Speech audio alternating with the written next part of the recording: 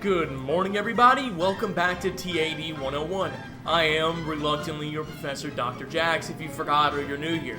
If you missed last week's class, be sure to catch up by watching the e-lecture on my YouTube channel. But for those of you who are too lazy, can anybody help me review? No? Nobody?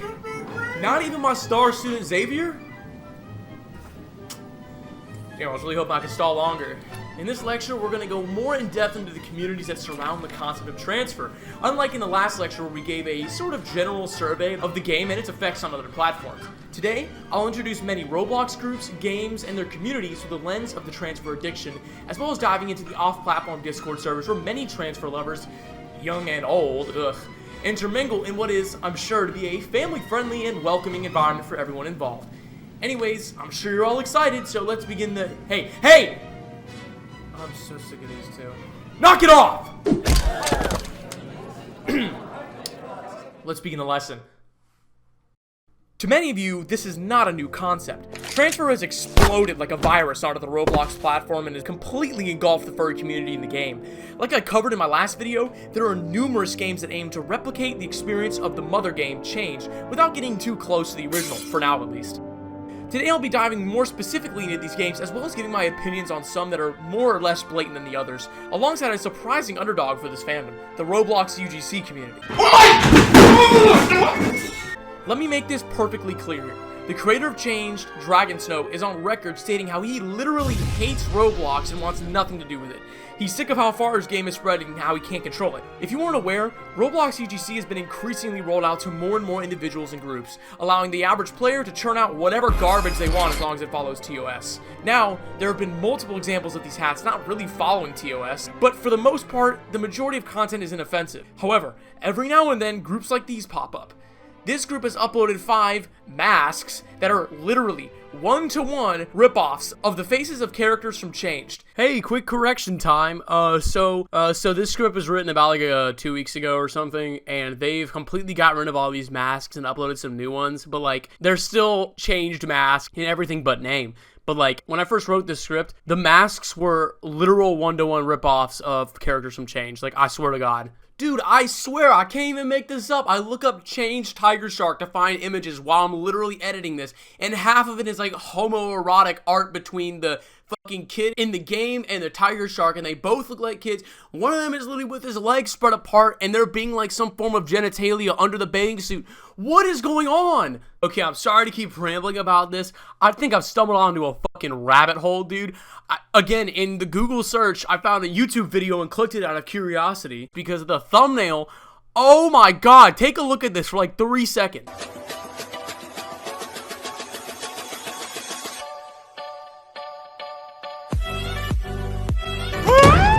And the creator of this group literally had the balls to bold-faced lie about a, quote, official partnership with Change. Yeah, the dude who lives in Shanghai almost works himself to death on his little fetish game, who has explicitly stated his disapproval for his content on Roblox, has had a sudden change of heart, downloaded a VPN, and teamed up with this ragtag little group of Robloxians to make an official Change game. As I said in my last video, this shows a continuation of Roblox's favorite pastime, not making a firm stance on suggestive issues. While this may be a good idea for things that are, say, politically charged, why they continue to ignore shit like this is bizarre to me. They need to make a firm stance on things like this to avoid them from getting out of hand, as they already seem to have been doing very quickly. Let's dive into a few of these games where I'll be pointing out many of the similarities between their gameplay loops and overall aesthetics. But really quickly, we have to do 2-Buck Troop Roll Call!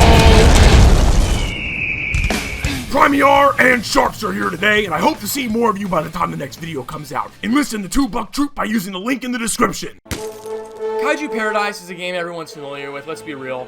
I think, and smartly so business-wise, that this game has completely captured the demographic of kids that, quote, want to beat up furries. AKA the ones I like to call proto-furries. No, I don't mean proto as in protogen. Y'all 14-year-olds can stop pretending you're mass-produced sweatshop ass personas unrecognized. Anyways, it's by far the most popular of the transfer games, regularly going above 5,000 concurrent players, but it also is the least offensive in my opinion. None of the animations are overly exaggerated, but the community as a whole is another issue. I reached out to one of the lead developers of Kaiju Paradise and was promptly blocked. I deliberately tried to be open and non-aggressive, but I guess it didn't satisfy them. Whatever. This game called the Transfur is again basically a carbon copy clone of the others. Same theme, UI style, aesthetic, etc. Except this one leans more into the quote furry aspect of Transfur. The little text at the bottom of the screen now, oddly enough, feels the need to specify that you've grown ears and a little tail. Like, yeah, I can fucking see, dumbass. To the point of the last game, it's proving the true meaning behind the concept through the sheer unnecessary additions of this descriptive text.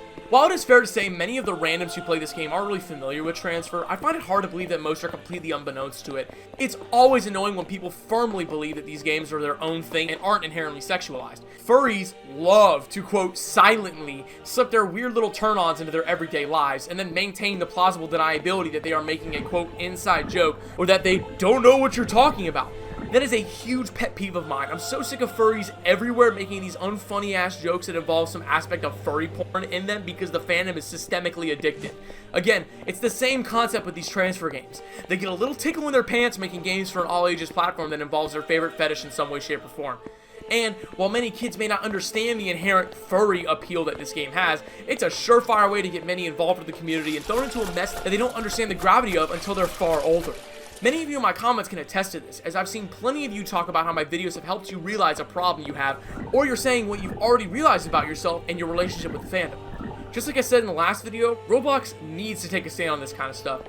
Hopefully, one day, a culture will rise within the fandom that discourages the idea of safer work kinks and tries to create a safe space for everyone in the community, never pressuring them into things they shouldn't be around.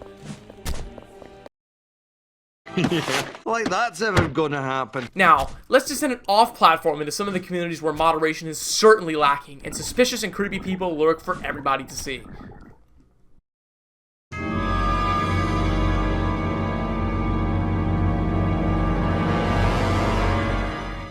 Discord is world-renowned for its child safety and for banning Discords that exhibit inappropriate behavior. Oh wait, I lied! To preface this section, I must mention that the official Change Discord server moderation team is very much against this game being in kids' spaces, including Roblox, and they're actually all friendly and well-mannered people, so they earn my respect for that. However, the same cannot be said for these other unofficial Discord servers. Today, I took a few years off my own life to dive into some of them, allowing us to take a look around these strange places. This Discord server, dedicated to transfer-related roleplay, is full of interesting characters, to say the least. I found it on this website called Discord that lists public servers based on tags. To confirm for you all, literally typing in "how old" into the search bar reveals how many people stating they're young teenagers, anywhere from 13 to 15 years old. There's also a couple people stating that they're 18 or over, which means this server has a strange intermingling of adults and children that all surrounds, inherently, a fetish. If that doesn't show what the main demographic of the transfer community is, then I really don't know what will. There's actually someone in here who, in 2021, claimed they were 19 only to say they were 18 a year later. But because most people in here are underage, nor is there anything overtly NSFW, kind of, we'll get to that later, I won't be showing most names, just text logs. Usually, when I go through servers like this, I search for specific keywords like the one I just talked about. While scrolling around, I discovered this. A bunch of kids longing for the return of an NSFW transfer channel. Remember, a few of these people said openly that they were like 15 years old. Also, there are some characters that joined the server who behave quite oddly, literally admitting to being 13 at the time of writing this shit. Also talking to other users in suggestive ways, with them fucking positively engaging with it. By the way, this person is 18 fucking years old, self-admitted at the time of this roleplay session. An 18-year-old positively engaging with a 13-year-old in a suggestive, sometimes NSFW roleplay scenario, all centered around the concept of transfer. Moving on, some other keywords, this time being not safe for work ones. As an example, in this all-ages server, there is 16 pages of messages that mention the word, well, I'll just censor an example on screen. Saying latex is cum mixed with rubber, shit like that. Other words yield similar results. Here's another one. This dude is saying this. Another user actually admitted this server used to have an ERP channel, and I can't even fucking imagine what that was like. The rest of the server includes people creating RP transfer characters that are underage, which, I don't know about you, doesn't really sit right with me. Anyways, moving on, let's look into how far transfer has spread to communities that don't even involve the concept itself. For this, I'm going to show a server that is the poster child of inane Roblox communities, the petting room. Although I don't feel like ripping into this game or the server itself, it is important to note that it is indeed a Roblox game and that it is meant for all ages. By this logic, the Discord server, by default, is also 13 plus at most, right? Well, there's like 5 pages worth of mentions of the word piss and 3 of cum. Not necessarily hurting anybody, but when you've got full-time college students saying things like this, around teenagers also saying things like, I want to recreate the cum pit in the petting room, it's a tad bit disturbing. The mascot of Change, the black latex dog thing, Puro, has been mentioned a grand total of 1,115 times, many of them being kids remarking on how hot this 2D animal is and generally praising it. It's not necessarily an awful thing, but the point of this segment is to demonstrate how far Changed and Transfur as a whole have spread throughout the furry community, infiltrating a fairly large server for a generic furry hangout game on Roblox. To be fair, this server isn't made up exclusively of 14-year-olds gawking at the 45 pixels that make up Puro, and there's a fair bit of people who are rightfully annoyed by how far this is spread. However, it is undeniable the grip this game has on the furry community, being a constant point of discussion in every aspect of the fandom. Alright, I think I've about squeezed everything I can out of this topic without getting too deep in the woods. I really am so tired of talking about Transfur, so I'm definitely not making another video on this unless some crazy shit happens. What can we take away from this? The Transfur phenomenon has completely taken the furry community by storm, becoming something that went from an obscure niche like 7 years ago to absolutely exploding in popularity, now taking center stage in the fandom's mind. Looking up Changed in Google Trends clearly shows the game's explosion in popularity, hitting its absolute apex during, wait, what's that? Who could have guessed? It's the COVID-19 pandemic!